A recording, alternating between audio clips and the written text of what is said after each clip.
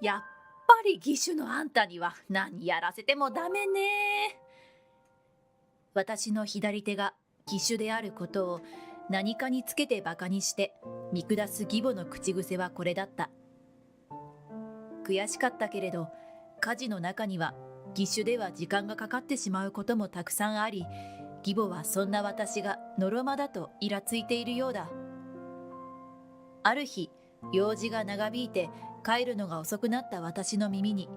義母の叫び声が突き刺さり、慌てて家の中に飛び込んだ。大変なの。この中に。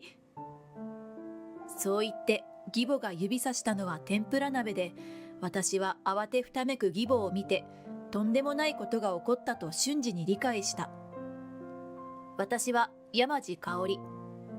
今年で39歳になる専業主婦だ。いや、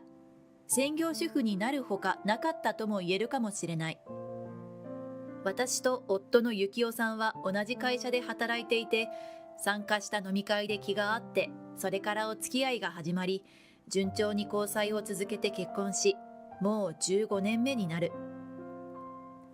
私よりも4歳年上の幸男さんは、器が大きく頼りがいがあり、私もこの人と結婚したいと思っていたので、プロポーズされた時には本当に嬉しかった。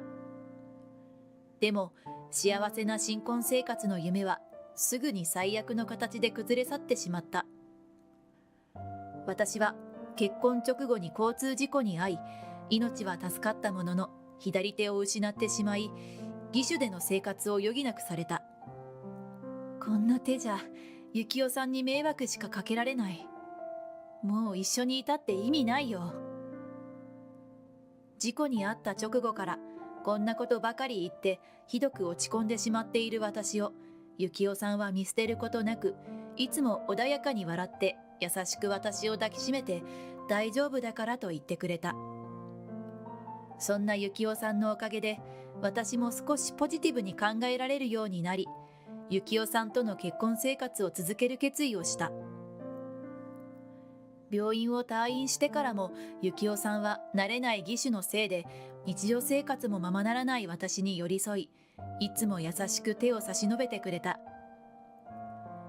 幸男さんはこんなのなんてことないと言ってくれるけれど、ただそれだけのことがどれだけ私の心の支えになっていたことか。私は幸男さんのおかげで今も頑張って生きていると言っても過言ではない。そして幸男さんとゆっくり結婚生活を続け、ついに待望の娘が生まれた。私が義手であることで幸男さんとは子供を産むかどうかについてはたくさん話し合ったけれど、最終的には2人で力を合わせればきっと大丈夫だと結論を出し、困った時に使える制度なんかも調べて心の準備はバッチリだった。こうして私が子育てに奮闘していると、なぜか今まで全然訪ねてこなかった義母が突然うちによく顔を出すようになったのだ。義母はパッチワークなど趣味が多く、夫である義父が亡くなってからも一人で気ままに生活していて、私も同居という話にならなくてよかったと少しほっとしていた。しかし孫の真央がよっぽど可愛いのか、近くに住んでいる義母は毎日のようにやってきては、母親が義手だとおむつ交換やお風呂は大変でしょといつも私に詰め寄ってくるので、真央の世話だけでも大変なのに義母の相手もしなければならない私にはストレスが溜まっていった。本当に余計なお世話なんだけどな。これでも義手になって15年は経つのだ。義母は少し勘違いしているようだけれど、義手でも手先は少しは動くし、他のお母さんたちより時間はかかっているだろうけれど、おむつ交換もお風呂もちゃんとできている。そう説明しても、うちを訪ねてくるたびに、大丈夫なのかと聞いてくる義母の言葉に、まるで自分が真央の母親として認められていないようで、正直真央の世話を手伝ってくれもしない義母がぺちゃくちゃ話をするためだけに来ることにイラついていた。そして目ざとい義母は私の態度で、私が義母が訪ねてくることをよく思っていないことを感じ取ったのか、わざわざマオにボタンがたくさんついたシャツや大きなリボンがポイントのスカートを買ってくるようになった。洋服を買っていただけるのは大変助かるのだが、問題はボタンやリボンがたくさんついていることにある。それなりのことはこなせると思っても、やはり義手ではボタンをかけたりリボンを上手に結ぶことは苦手なのだ。もちろん義母はそれを分かっていて、自分が家に来ることを嫌がっている私に対して仕返しとして嫌がらせをしてきているのだろう。でも私も負けじと義母が笑顔でプレゼントしてくれる服を受け取り、わざわざそれを着せたりして、そんな嫌がらせに意味はないと小さな仕返しをしている。さらに義母はうちに来るたびに自分の左手に光る大きなオパールがついた指輪を私にわざとらしく見せつけてきては、義手じゃ指輪は無理ねといやらしく笑うのだ。確かに私は幸男さんからもらった結婚指輪を左手の薬指はつけずにネックレスとして出かけるときにつけるくらいしかできない。私がつけている義手の素材では指輪をしているといつの間にか滑り落ちてなくなってしまう恐れがあると思ったからだ。だからマオの洋服で嫌がらせをされるよりも、義母の左手の薬指に輝く指輪を見せつけられる方が私の心へのダメージは大きかった。しかし私もそれを表に出さないようにしていたため、義母は夫からもらった大切な結婚指輪なのよといつも私に指輪の自慢話をしてきて、その度に私の心はズキズキと痛んだ。でもそんな義母も夕飯時には帰っていき、私にも息抜きできる時間があったため、なんとかこれ以上険悪にならずに済むと思っていた。なのにそう思っていた矢先、マオが1歳になってよく動き回るようになると、昼間私だけでは頼りなくて見ていられないと思ったらしい義母が、なんと同居を提案してきた。正直私は四六時中義母と一緒に生活することに不安があったけれど、確かに義母の言うこともごもっともで、義手の私ではマオに何かあった時にすぐには助けられないことがあるかもしれない。私は幸男さんとも何度も相談して、マオの命を守ることが一番大切だということで義母との同居に踏み切った。そして義母との同居が始まると、義母は急に生き生きしだして、夕飯にハンバーグやコロッケ、餃子などの手のかかる料理を頻繁に食卓に並べてくれた。これらの料理は両手でこねたり丸めたり包んだりという作業が必要であるため、義手の私には作れずに、マオにリクエストされた時はお惣菜を買ってきていたのだ。わあ、すごい手作りだ。マオは義母が作ったハンバーグをキラキラした目で見つめている。夫も嬉しそうな顔をしていて、少し悔しいような気もしたけれど、やっぱり家族の笑顔が増えて嬉しい気持ちの方が大きかった。さらに義母はマオが幼稚園に入ると、私の代わりに毎日彩りを考えた可愛いお弁当を作ってくれるようになった。幼稚園から帰ってくると、今日のお弁当も可愛いって言ってくれたのと、笑顔で話してくれるマオに、義母だけでなく私も嬉しい気持ちでいっぱいだった。私ではなんとかお弁当としての体裁を整えるだけで精一杯で、手の込んだお弁当を作れないため、義母がマオが喜ぶお弁当を作ってくれることに関しては本当に感謝しかなかった。でもそのうち義母にだけ料理を任せていては悪いと思って手伝いをしていた私に、食材の切り方が雑だとか手際が悪いとか、挙句の果てには食べ方が汚くてみっともないと文句を言ってくるようになった。せっかく全部自分のペースでできていたのに、私が入ることで余計な手間が増えたと感じていたのか、だんだんとイライラしてきているのが目に見えて分かった。そんなことが何度もあり、義母の機嫌を損ねるくらいなら、料理に関しては何もしない方がいいかもしれないと思っていた、ある日の食事中のことだった。この日は左手の義手が少し動きづらく、そっちに気を取られすぎていたのかもしれない。気がついた時には右手からナイフが滑り落ちていて、しかも最悪なことにそれが危うく義母の足に突き刺さるところだったのだ。義手の私にとってナイフとフォークの扱いはなかなかに難しく、そしてそのことについては義母も理解しているはずだった。でも今はそんな言い訳をしている場合ではない。もしかしたら義母の足に深い傷が残ってしまっていたのかもしれないのだから。ごめんなさいお母さん。怪我はないですか？本当にごめんなさい。私、左手に意識を集中しすぎて、本当に不注意でした。香織さん、あなたね、私に怪我させる気だったの？何が不注意よ。全部義手のせいにしてんじゃないわよ。顔を真っ赤にして怒る義母に私は何度も謝り、幸男さんもなだめてくれたけれど、義母は私の謝罪を受け入れることはなかった。しかもそれ以来、料理や掃除、洗濯に関して気になることがあれば私に対して激しく怒鳴るようになった。料理の盛り付けが悪いだの、部屋の隅にゴミが溜まっているだの、洗濯物の畳み方が汚いだの、とにかく細かい作業が苦手な私のことを分かった上で痛いところをついてくる。まったくやっぱり義手はダメね。この際だから言わせてもらうけど、香織さんの代わりに家事をするようになって趣味のパッチワークする時間がなくなってストレスが溜まってるのよね。だから料理くらいは香織さん一人でやってちょうだい。分かってると思うけどちゃんとやってよね。義母はそう言って、それから私に料理は全て押し付けてきた。いや、もともとやってもらっていた立場だから別に文句は言わないけれど、なんだかモヤモヤしたものが私の中には溜まっていった。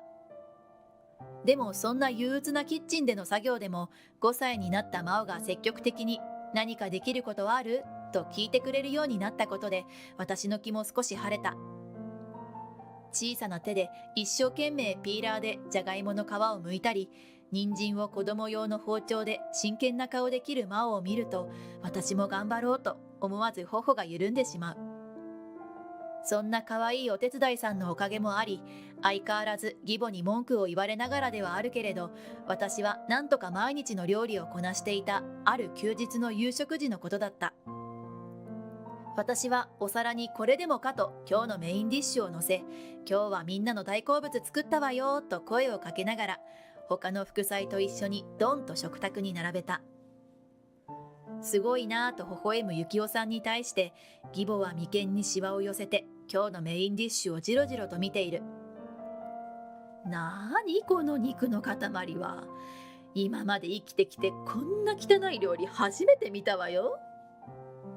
しかしそんな義母の文句にも慣れていた私はさらりと受け流して、真央が手を洗って席に着いたのを見て、さっさといただきますと言って食べ始めることにした。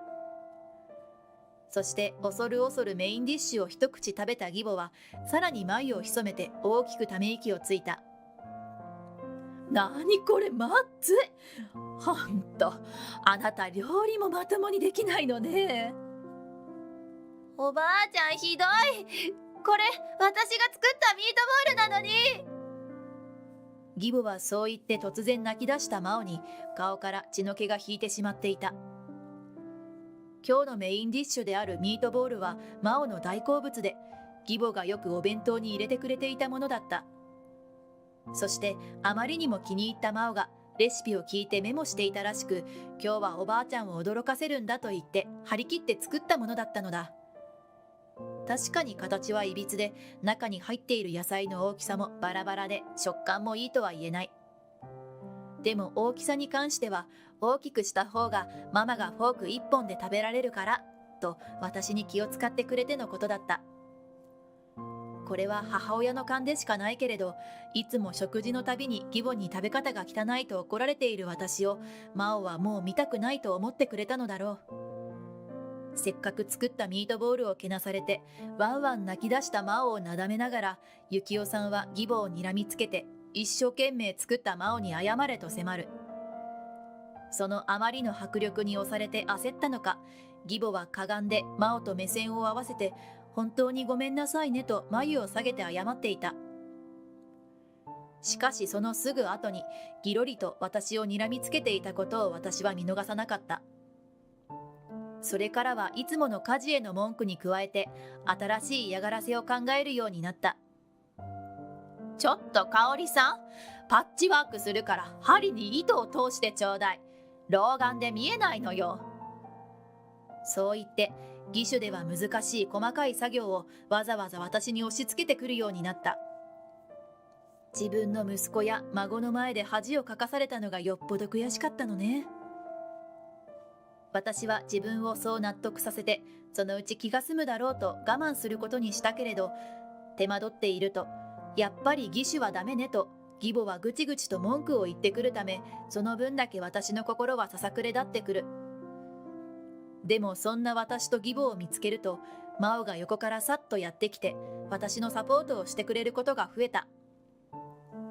はい、できた。これでもう喧嘩しなくていいよね。ママ悪くないよね。そう言って真央ににっこり笑われてしまうと、義母も何も言い返せない。やっぱり真央は母親である私が義母に嫌がらせされていることを分かっていて、少しでも守ろうとしてくれているんだと思う。さらに私に似て負けず嫌いで頑張り屋の真央は、あの日おばあちゃんにミートボールをバカにされたことが相当悔しかったのか、今まで以上に料理のお手伝いをしてくれるようになって助かっているところもあった。そんなある日、町内会の集まりがあって家に帰るのが予定よりも遅くなってしまった。義母に文句を言われるのを覚悟しながら急いで家に帰って玄関ドアを開けると、耳に刺さるような義母の叫び声が聞こえてきて、私は慌てて家の中に駆け込んだ。するとどうやら私を呼びに行こうとしていたらしい真央が玄関にいて、おばあちゃんが大変なのと私の腕を引っ張って連れて行く。真央に連れられてキッチンに行くと、そこでは義母が天ぷら鍋を指さして落ち着かない様子で顔を真っ青にして叫び続けている。私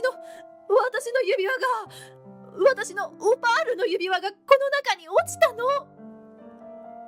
まともな会話ができない義母の話から推測するに、どうやら私の帰りが遅いため仕方なく夕飯を作ってやろうと天ぷらを揚げていた時に、亡き夫である義父からもらった大切な結婚指輪を鍋の中に落としてしまったということなのだろう。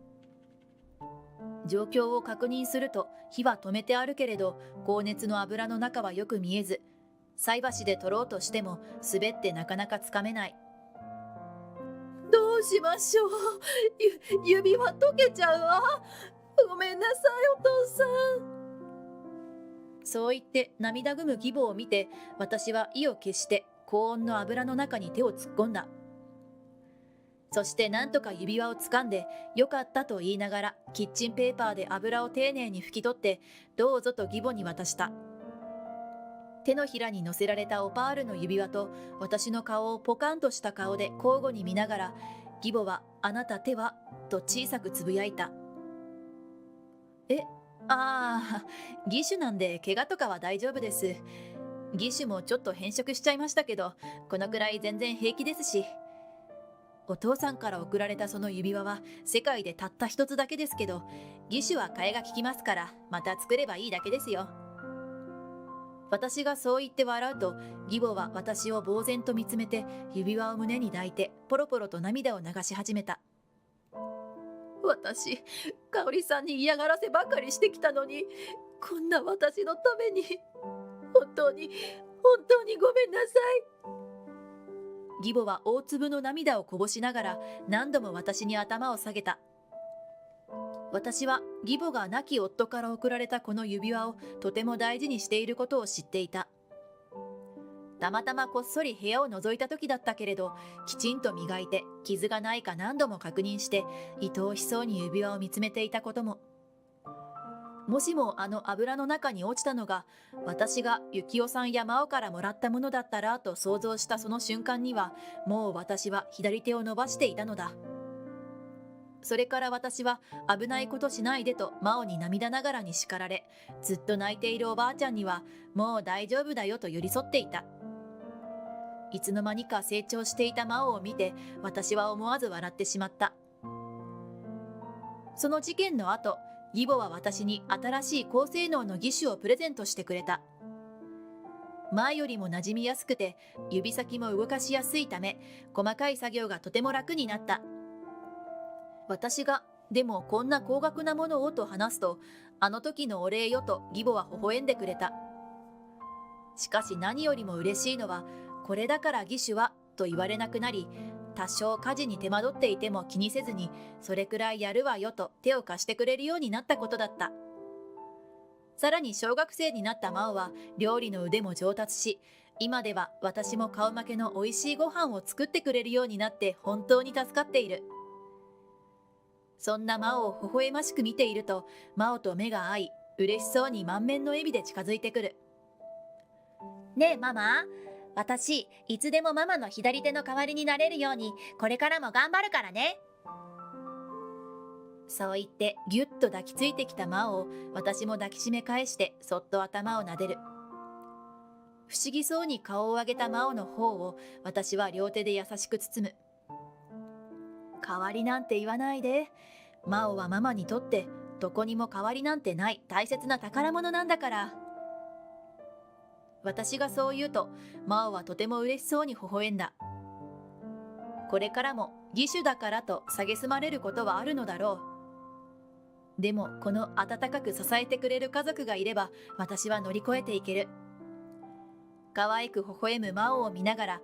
私は心の中でそっとそんなことを思った。